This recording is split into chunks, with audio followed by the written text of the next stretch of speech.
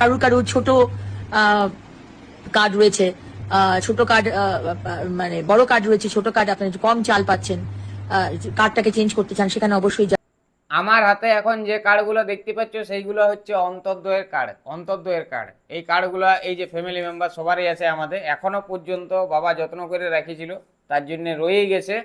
তৃণমূল সরকার আজকে কি করলো যে ডিজিটাল কার্ড করব, ছোট কার্ড করব, তারপরে আমাদেরকে এই কার্ডগুলো বানাই দিল।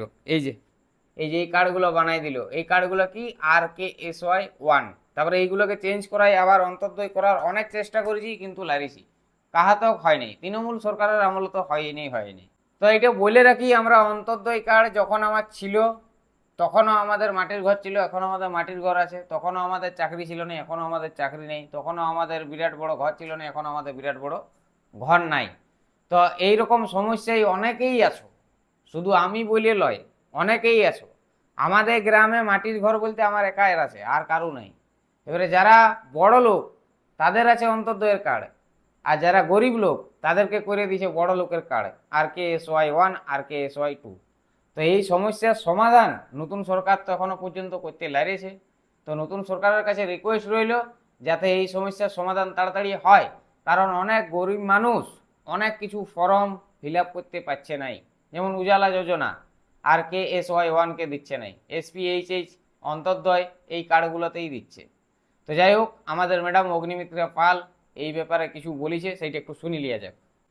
কারুর কারুর ছোট কার্ড রয়েছে, ছোট কার্ড মানে বড় কার্ড রয়েছে, ছোট কার্ড আপনার কম চাল পাচ্ছেন, কার্ডটাকে চেঞ্জ করতে চান, সেখানে অবশ্যই যাবেন, যেখানে আপনাদের এই PM গরিব কল্যাণ অন্ন যোজনার সুবিধা আপনাদের বুঝিয়ে দেওয়া হবে।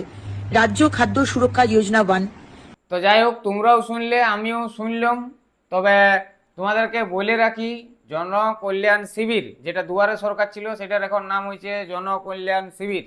তো জনকল্যাণ শিবিরে এখনো পর্যন্ত এই রেশন কার্ড ঠিক করার কোনো ক্যাম্প বসে নাই, বা মানে কোনো টেবিলে কোনো স্যার বসে নাই, কোনো ফর্ম পাওয়া যায়নি। যদি পাওয়া যায় আমি তো আমারটা ঠিক করাবই, আর তোমাদেরকেও আমি খবরটা দিয়ে দেবো। এইটুকুই আপডেট ছিল। আর শেষে সরকারের কাছে একটাই রিকোয়েস্ট রইল, এই ব্যবস্থাটা যেন তাড়াতাড়ি করে করা হয়, নাহলে অনেক গরিব মানুষের অনেক যোজনা থেকে বাদ পড়ে যাবে। যারা প্রাপ্য পাওয়ার তারা পাবে না, আর যারা প্রাপ্য পাওয়ার লয় তারা পাই যাবে। এই জিনিসটা কিন্তু সরকারকে একটু মানে সার্ভে করে দেখতে হবে তাড়াতাড়ির মধ্যে, নাহলে কিন্তু অনেকেই অনেক যোজনা ফিল আপ করতে পারবে না। তো আজকের ভিডিওটা এই পর্যন্তই রাখছি। আজকের ভিডিওটাকে কোন জায়গা থেকে দেখছো কমেন্ট বক্সে অবশ্যই জানাবে, আর আমার মতন কার কার হয়েছে সেটাও কমেন্ট বক্সে অবশ্যই জানাবে। ভিডিওটা ভালো লাগলে শেয়ার করে দিবে, আর যার যার এরকম সমস্যা আছে তারা অবশ্যই ভিডিওটা শেয়ার করবে।